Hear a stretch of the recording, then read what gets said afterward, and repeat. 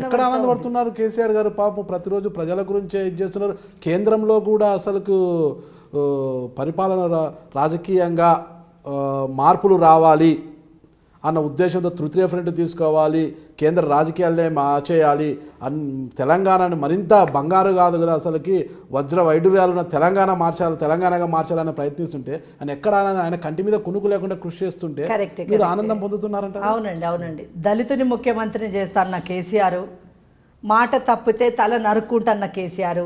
నేను ఇవాళ సవాల్ ఇసురుతా ఉన్నా, మాట తప్పిన కేసీఆర్ నువ్వు తల ఎందుకు నరుక్కోలేని చెప్పేసి నేను ఒక మహిళగా మిమ్మల్ని సవాల్ ఇసురుతున్నా, ఒక తెలంగాణ బిడ్డగా.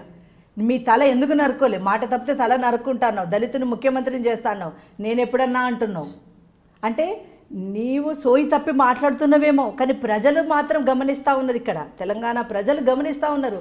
ఆనాడు కేసీఆర్ ఏం మాట్లాడిండు, ఇవాళ ఏం మాట్లాడుతున్నాడు, ఆనాడు ఇచ్చిన వాగ్దానాలు ఏంది, ఇవాళ చేయలేనిటివి ఏంటివి, అసలు ఇచ్చిన దాంట్లో 1% అన్నా చేసిండా? అంటే ఇలాంటి ముఖ్యమంత్రినా మనం ఎన్నుకున్నది, ఇలాంటి ఒక పిట్టల ధోరణా మనం ఎన్నుకున్నది. ఇలాంటి పిట్టల ధరతో తెలంగాణ రాష్ట్రం బంగారు తెలంగాణ ఎట్లా ఏర్పడుతుంది అంటే ఆ కుటుంబంలో 5 పోస్టులు ఇచ్చేస్తాడు, ఇంటికి ఒక ఉద్యోగం అని చెప్పినటువంటి కేసులు ఒక్క కుటుంబానికి ఉద్యోగాలు ఇప్పించినటువంటిది ఏదో చూపించమని చెప్పండి. అసలు దళితుని ముఖ్యమంత్రిని చేస్తా అని తెలంగాణ రాష్ట్రంకి ఒక వెలమదొర ముఖ్యమంత్రి అయ్యిండు, కేసీఆర్ వెలమదొర ముఖ్యమంత్రి అయ్యిండు. అది చాలదన్నట్టు మళ్ళీ ఇక్కడంతా ఉద్ధరించిండంట. అమ్మకు అన్నం పెట్టనోడు పిన్నమ్మ బంగారు గాజులు చేపించిండంట. ఇంకా ఫ్రంట్ పెట్టేసి నేషనల్లో పిఎంని దళితుని చేస్తాడంట. చెప్పడానికన్నా కేసీఆర్ గారికి కొంచెం సిగ్గుండాలండి. ఎందుకు అంటే మాట్లాడుతున్నది ప్రజలు గమనిస్తూ ఉంటారు. రేపు ఓటు అనే ఒక ఆయుధం మళ్ళీ వాళ్ళ చేతిలోనే ఉంటుంది.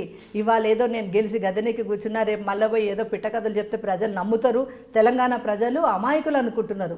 అమాయకులు కాదు కాబట్టే తెలంగాణ రాష్ట్రం కోసం ఎంతమంది ఎన్ని ఉద్యమాలు చేసినా కేసీఆర్ ఏదో ముందుండి నడిపించిండనే ఒక భావన వాళ్ళలో ఉండే కాబట్టే మొన్న పోయినటువంటి 14 ఎలక్షన్లో గెలిపించారు. కానీ ఆ రోజు పార్లమెంటులో ఉన్నటువంటి విజయశాంతి గారు, తర్వాత కేసీఆర్ గారు ఇద్దరు పార్లమెంట్లో వాళ్ళు ఉన్నారు. ఒక్కరోజన్నా వాయిస్ ఇచ్చారా అండి? మిలియన్ మార్చి కేసీఆర్ వస్తే సక్సెస్ అయిందా అండి? కవితమ్మ వస్తే సక్సెస్ అయిందా అండి? ప్రజలు అందరు ఏకమైతే సక్సెస్ అయింది మిలియన్ మార్చ్. సాగరహారం ఏంది, ఇవాళ సకల జనుల సమ్మె ఏంది, అనేక ఉద్యమాలు కూడా తెలంగాణ ప్రజలు అనుకుంటే జరిగినాయి. తెలంగాణ ప్రజలు గట్టిగా యుద్ధం చేస్తే వచ్చింది. కాబట్టి రేపు రాబోయే రోజుల్లో కూడా కేసీఆర్ గారి చేస్తున్నటువంటి ప్రతి అరాచకాలు తెలంగాణ ప్రజలు గమనిస్తూ ఉన్నారు. తెలంగాణ ప్రజలు అమాయకులు అనుకుంటే రేపు రాబోయేటువంటి ఎలక్షన్స్లో అమాయకులు కాదు, వీళ్ళు అనుకున్నది సాధించగలుగుతారు, ఏదనుకుంటే చేయగలుగుతారు అనేది నిరూపించబోతారు.